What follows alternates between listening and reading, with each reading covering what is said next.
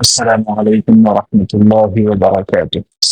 إن الحمد لله نحمدك ربنا ونستعينك ونستغفرك ونستهديك ونؤمن بك ونتوكل عليك ونثني عليك الخير كله ونكبرك تكبيرا. أما بعد فأعوذ بالله من الشيطان الرجيم. بسم الله الرحمن الرحيم. إن الذين قالوا ربنا الله ثم استقاموا تتنزل عليهم الملائكة ألا تخافوا ولا تحزنوا وأبشروا بالجنة التي كنتم توعدون. صدق الله العلي العظيم.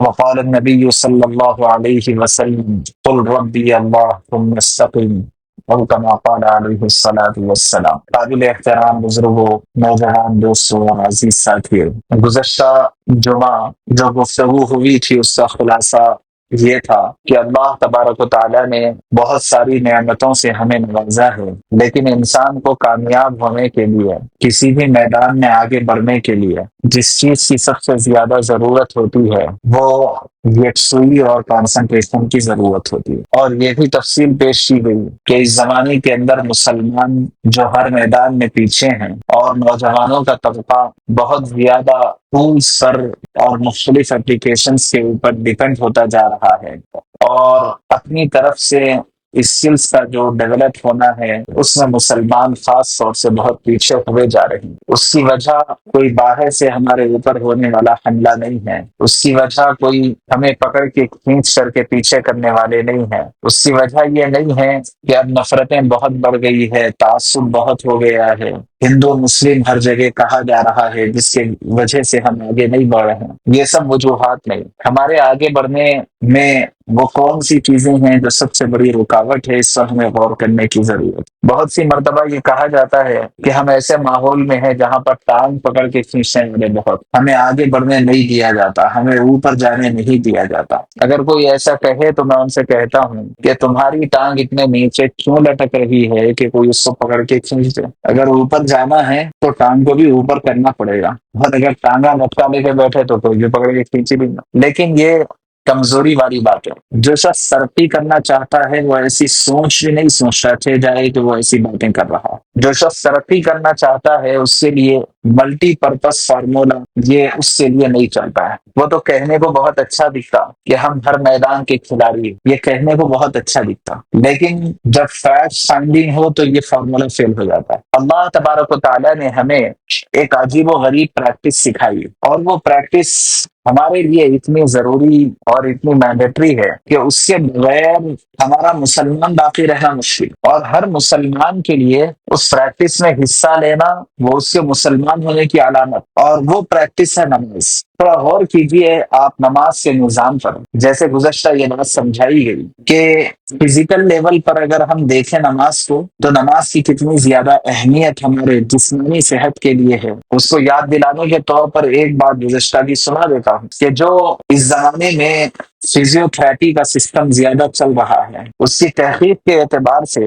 سب سے زیادہ بہترین ورزش وہ ہے جس میں آدمی تھکن محسوس نہ کرے اور اس کے اندر کنسسٹنسی رہے. آپ نماز کو دیکھ لیجئے، غیر معمولی طریقے سے اس کے اندر جسمانی فائدے ہیں، اس پر بات ہو چکی. لیکن آپ اس پر اور غور کیجئے کہ سب سے پہلے اس بات کا تقاضا ہے نماز میں کہ اسلام چاہتا ہے کہ اس کے لیے ایک انوائرمنٹ کریٹ کیا جائے، ایک ماحول اس کے لیے سجایا اور بنایا جائے. حتیٰ کہ خواتین کے لیے اسلام کی تعلیمات یہ ہے کہ ہر گھر کے اندر ایک مصلی ہونا چاہیے. مصلی کہتے ہیں نماز پڑھنے کی جگہ. آج کل گھر بہت چھوٹے ہو گئے ہیں، اس وجہ سے اس عنوان کے اوپر بات بھی نہیں ہوتی، لیکن بڑے اہتمام سے صحابہ کے گھروں میں ایک کمرے میں ایک مخصوص جگہ نماز کے لیے بنائی جاتی تھی جہاں پر خواتین عبادت کا اہتمام کیا کرتی تھی. اور ہمارے گھروں میں بھی ہر گھر میں کوئی کسی کونے کو ہی صحیح، آج کل تو بڑے غیر معمولی 3D ڈیزائنس آ گئے ہیں کہ صرف ڈیزائن سے یہ محسوس ہوتا ہے کہ کہیں جو ہے واقعی طور پر کچھ شمانیں وغیرہ بنی ہوئی ہو. آپ ایک ایسا ماحول سیٹ کر سکتے ہو جہاں پر قرآن شریف رکھی ہوئی ہو، جہاں دعاؤں کی کتابیں رکھی ہوئی ہو، جہاں خوبصورت اور جو ہے آرام دہ مسلح اور جانماز وہاں پر بچھی ہوئی ہو. وہاں خواتین کے لیے اوڑھنی صاف وغیرہ رکھے ہوئے ہوں، آپ کی ٹوپی وغیرہ وہاں پر رکھی ہوئی ہو، ایک مسلح گھر میں بنے۔ مسجد کا ایک ماحول دیا جاتا ہے ہر مرد کے لیے۔ وجہ کیا ہے کہ یہ ہماری جو آنکھ ہے اس کی اہمیت اتنی زیادہ ہوتی ہے کہ جس طرف یہ آنکھ ہوتی ہے اسی طرف دماغ چلتا ہے، جس طرف آنکھ ہوتی ہے اسی طرف دماغ چلتا ہے، اور جس طرف دماغ چلتا ہے پوری باڈی اسی دماغ کے حساب سے ایکشن میں آتی ہے۔ اللہ نے ہمارے دماغ کا نظام ہی ایسا کچھ بنایا ہے۔ ایگزام ہال میں ہوتے ہیں تو وہاں پر اسی ٹائپ کے پورے تھاٹس اینڈ تھنگس وہاں پر پائے جاتے ہیں۔ ہم آفس ٹیبل پر ہوتے ہیں، آفس کیبن میں ہوتے ہیں تو وہاں پر ہمارا ذہن ویسا ہی چلتا ہے۔ حتیٰ کہ گھر والی کو کہنا پڑتا ہے کہ میں آپ کو اتنا بھی یاد نہیں آتی ہوں آفس میں کہ آپ ایک کال نہیں کر سکتے، آپ گھر والی بھی کہنے لگتی کہ ہاں اگر آپ یاد آنا رہتا تو میں آفس جا کے کیوں کام کرتا۔ آفس تو جایا ہی اس لیے جا رہا ہے کہ وہاں پر اس ماحول کے اندر کام ہوتا ہے، جس ماحول کے اندر کام کی باتیں، کام کے تبصرے، کام کے تذکرے، کام کے لائن کی ساری چیزیں، وہی ٹولس، وہی سارے آلات اور اوزار سب وہاں پر رکھے ہوئے، اسی لیے آدمی آفس جا رہا۔ تو ہم جہاں ہوتے ہیں اس اعتبار سے ذہن اس کے موافق کام کرتا ہے۔ دنیا کے ہر شعبے میں اس کی بڑی اہمیت ہوتی ہے۔ گھر بیٹھے بیٹھے کاروبار آپ کر سکتے ہیں، لیکن اس کے باوجود مارکیٹ میں آپ اپنی دکان ڈالنے کو ترجیح دیں گے۔ جن چیزوں کے لیے یکسوئی ہے وہاں پر آپ وائس پروف گلاسز فٹ کروا رہے ہیں، کیوں؟ اس لیے کہ آواز بھی نہیں آنی چاہیے، اس سے ذہن منتشر ہوتا۔ اللہ تبارک و تعالیٰ نے ہم تمام لوگوں کے لیے مسجد کا ایک ماحول دیا، اور کتنا بہترین ماحول۔ شاید آپ میں سے ہر ایک اس بات کو فیل کیے ہوں گے، اور میں تو بہت فیل کیا ہوں کہ آپ کتنے ہی ٹینشن میں، کتنے ہی جھمیلوں میں رہیں، حتیٰ کہ مسائل اور مختلف جو ہے کاموں کی وجہ سے، کاموں کی مصروفیات کی وجہ سے سر میں درد ہونے لگے، نماز کا وقت ہو گیا، فوری مسجد آ جائے، ٹھنڈے پانی سے وضو کریں اور پوری یکسوئی کے ساتھ آپ نماز پڑھیں، اور اس کے بعد پھر آپ اپنے آپ کو فیل کریں، دیکھیں، اپنے آپ پر غور کریں، آپ کو ایک عجیب و غریب قسم کا اطمینان اور سکون محسوس ہے۔ اور بہت ساری چیزیں ایسی ہوتی ہے جس کو ہمیں محسوس کرنا پڑتا ہے، وہ ہوتی ہے لیکن اسے ہم محسوس نہیں کرتے تو اس کا احساس بھی ہمارے اندر پیدا نہیں ہو۔ لیکن اس کے ذریعے سے جو بات سکھائی جا رہی ہے وہ یہ ہے کہ تمہاری زندگی کے اندر کامیاب تمہیں کرنے کے لیے سب سے زیادہ اہم ترین چیز یہ ہے کہ تم کہیں پر اپنے آپ کو ڈیڈیکیٹ کرنا سیکھو۔ کیا وجہ ہے کہ ساری کامیابیوں کی کنجی نماز ہے، سارے خیر کی کنجی نماز ہے۔ نماز کے ذریعے سارے تالے کھل جاتے، اور نماز میں ہم کو کیا کیا سکھایا جا رہا ہے؟ لا صلاۃ لمن لا خشوع فیہ۔ جس کے پاس خشوع نہ ہو اور جس کے پاس یکسوئی کی عادت نہ ہو، اس کی نماز مکمل نہیں ہوتی۔ مکمل نہیں ہوتی کا مطلب یہ ہے کہ ہو تو جاتی ہے لیکن بہت زیادہ اس کے اوپر وہ نماز اثر انداز نہیں ہوتی۔ ایک صحابی نے سوال کیا کہ قرآن پاک میں ہے ان الصلاۃ تنہی عن الفحشاء والمنکر، کہ نماز برائیوں اور بے حیائیوں سے روکتی ہے، تو صحابی نے رسول اللہ صلی اللہ علیہ وسلم سے سوال کیا کہ فلاں شخص نماز بھی پڑھتا ہے اور برے کام بھی کرے، تو آپ نے فرمایا کہ عن قریب اس کی نماز اس کو برائی سے روک دے گی۔ کیا مطلب عن قریب روک دے گی؟ کہ پڑھ تو رہا ہے لیکن جیسی پڑھنا چاہیے ابھی ویسی نماز اس کی ہوئی نہیں، اور آہستہ آہستہ ویسی جب نماز ہو جائے گی تو وہ برائیوں سے روک دے گی۔ تو اگر ہمارے پاس نماز تو ہو لیکن نماز سے جو بات چاہی جا رہی ہے، جو نماز کی روح ہے، جو نماز کی جان ہے،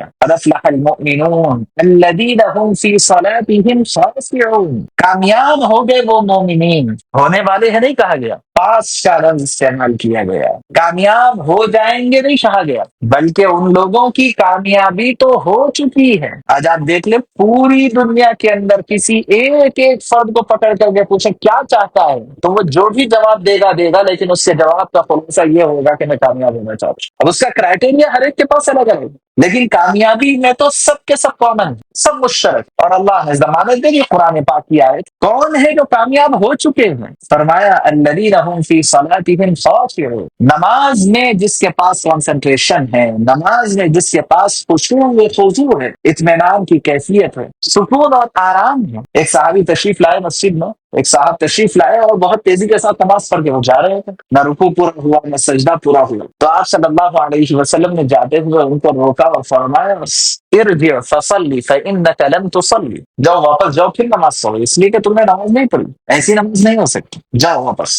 وہ گئے پھر اپنی نماز کو انہوں نے دوہرائے. اسی سے فقہا نے یہ مسئلہ نکالا ہے کہ اگر کوئی شخص نماز کو پڑھے لیکن رکوع سجدہ اطمینان سے نہ کرے، نماز کے ارکان کو اطمینان سے ادا نہ کرے، تو اس کی نماز نہیں ہوگی، کیونکہ اطمینان سے تمام ارکان کو پورا کرنا یہ نماز میں واجب ہے، اور جب کوئی واجب چھوٹ جاتا ہے تو اس کی نماز نہیں ہوتی. اب آپ غور کیجئے کہ دراصل بندہ نیند میں ہے، میٹھی نیند سو رہا ہے، ایئر کنڈیشن روم ہے، زبردست لحاف ہے، آرام دہ کمرہ ہے، سب کچھ، لیکن اسے اٹھایا جا ہو گیا ہے. اور یاد رکھیے کہ دراصل کامیاب وہ نہیں ہے جسے ڈسپلن سکھایا جا رہا ہو، بتایا جا رہا ہو، جس کے سلیقے اور طریقے کو مینیج کرنے کے لیے کوئی سسٹم آرگنائز کیا جا رہا ہو. وہ کبھی وہ ملازم بنا رہے گا، وہ کسی کے پیچھے چلتا رہے گا، کسی کا نوکر رہے گا زندگی میں. جس کے پاس وقت کی پابندی کی وجہ اور وقت کی پابندی کا ریزن اس کو انگوٹا لگا، جو اس لیے بھاگے بھاگے دوڑے دوڑے گاڑی تیز چلا کر کے بھاگ رہا ہے کہ مجھے لاگ ان کرنے کا یہ ٹائم ہے، اس کے لیے مجھے بر وقت جانا. ایسا شخص ہمیشہ دنیا کے اندر نوکر بن کر کے تھا اور اسی میں خوش رہے، اس سے ترقی نہیں کہتے. اسلام نے ہمیں سکھایا ہے کہ ہر اگلا دن پچھلے دن سے اچھا ہو، ہر اگلا دن پچھلے دن کے مقابلے میں ترقی یافتہ ہونا چاہیے. ایک مینیجر کہہ رہے تھے کہ ایک شخص آیا، ایک سال میں میں نے اس کو پروموشن دے دیا، تو دوسرا جو 10 سال سے میرے پاس کام کرنے والا تھا وہ اعتراض کرتے ہوئے کہنے لگا کہ صاحب میں 10 سال سے کام کروں لیکن آپ میرے کو ویسا پروموشن نہیں دیے جیسا آپ اس ایک سال میں دیا. تو انہوں نے کہا کہ بھائی بات یہ ہے کہ 10 سال میں پہلے سال تم جیسے تھے، آج تک تم وہی چیزیں دوہرا رہے ہو. تمہارا 10واں سال اور پہلا سال میرے پاس سیم ہے. اور یہ جو بندہ آیا ہے جس کو ترقی دی گئی ہے، اس کے 1 سال کا پہلا مہینہ کچھ اور تھا، دوسرا مہینہ کچھ اور تھا، تیسرا مہینہ کچھ اور تھا، 12واں مہینہ کچھ اور ہے. تو دنیا کے پاس ترقیات کی قدر ہے کہ ہمارے پاس ہمارے اسکلس میں کیا ڈیولپمنٹ آ رہا ہے، کیا ترقی ہو رہی ہے. جس دن میں کالج سے نکلا تھا اس وقت میرے پاس جو کچھ تھا آج تک میرے پاس وہی ہے. تو دنیا کے پاس ایسے شخص کی کوئی قدر نہیں. ایسے ہی صبح اٹھنے کا وقت ہے، میرے پاس اس بات کی صلاحیت چاہیے، طاقت چاہیے کہ وقت ہو جائے میری آنکھ کھل جائے، اور نہ کھلے تو الارم بج جائے تو میں اٹھ کر کے نکل جاؤں. اس کے بعد میرے پاس کوئی ہیلا ہے نہ بہانا ہے، نہ دوبارہ اڑ کر کے سونا ہے. بہت سارے لوگ پوچھتے ہیں کہ فجر میں نیند اشار نہیں ہو رہی، کیا کرنا چاہیے؟ تو ایک بڑا مجرب نسخہ ہے.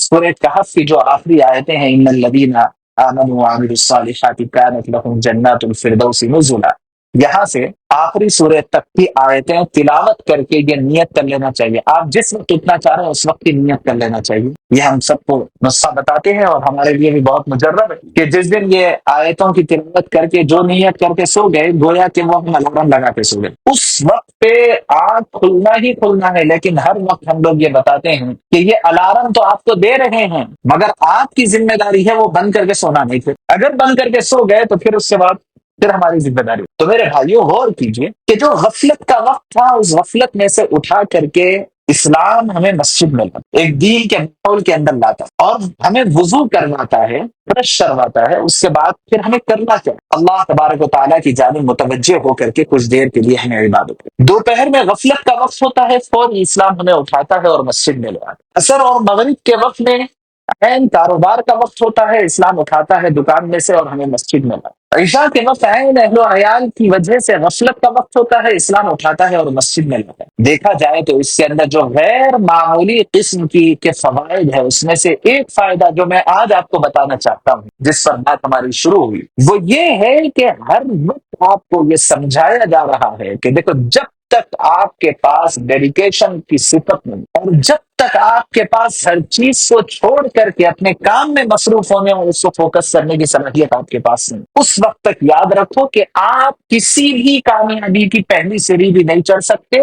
کیوں؟ اس لیے کہ نماز کو تمام کامیابیوں کی کنجی قرار دیا گیا، اور اس زمانے کے اندر سب سے زیادہ جس چیز کو ڈیمیج اور ڈسٹرب کیا جا رہا ہے وہ میرے اور آپ کے قوت خیالیہ کو، سوچنے کی صلاحیت کو یہ ڈیمیج کیا جائے. اور وجہ کیا ہے؟ کہ وجہ یہ ہے کہ میرے پاس جو فون ہے وہ فون کو میں استعمال نہیں کر رہا ہوں، بلکہ میرے دماغ اور میرے ہیبٹس کو یہ میرا فون کنٹرول کرتا رہتا ہے۔ میرے پاس اس بات کی صلاحیت ختم ہو گئی ہے کہ میں کچھ اپنی طرف سے کروں، کہ میں کوئی میسج کرنا چاہتا ہوں تو میں میسج کروں لے کر کے، لیکن میرے پاس یہ صلاحیت ختم ہو گئی۔ میں میسج کرنا چاہتا ہوں، فون لیتا ہوں، واٹس ایپ کھولتا ہوں اور دوسرے آئے ہوئے میسجز کو اسکرول کرنے میں لگ جاتا ہوں، اور مجھے یاد ہی نہیں رہتا کہ میں کیوں فون لیا تھا اور کیوں میں نے آن کیا۔ وجہ کیا ہے؟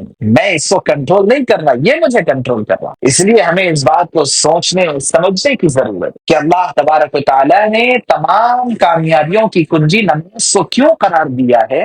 اس نماز کے ذریعے سے ہمارے اندر وہ صلاحیت پیدا ہوگی کہ جو صلاحیت اور کسی راستے کے اندر پیدا نہیں ہوگی۔ دوسرے مذہبی لوگ، دوسری سائنس آج کل لوگوں کو اس بات کے اوپر ٹریننگ دینے کے لیے الگ الگ وہ اپنے ہالس بنا رہے ہیں، مختلف چیزیں آؤ اور ساری چیزیں باہر رکھو، سب چھوڑو اور آ کر کے تھوڑی دیر ایک چیز کے لیے سوچو، غور کرو۔ پہلے دن 5 منٹ، دوسرے دن 10 منٹ، پھر اس کے بعد 20 منٹ، 50 منٹ ایک ہی چیز کے اوپر فوکس کرو کہ تمہارے کو اس بات کی صلاحیت پیدا ہو جائے۔ یہ ساری چیزیں کیا ہے؟ اللہ کا فضل و کرم ہے میرے بھائیو۔ اللہ نے ہمیں اسلام کی، ایمان کی دولت دی اور اس کے بدلے میں ایسی غیر معمولی نعمتیں دی ہے کہ یہ نعمتیں اور یہ عبادات ہمیں نہ صرف دنیا میں بلکہ آخرت میں، نہ صرف آخرت میں بلکہ دنیا میں تمام ترقیات کا زینہ اور سبب۔ اللہ تبارک و تعالیٰ سے دعا ہے اللہ ہم سب کو توفیق عمل نصیب فرمائے۔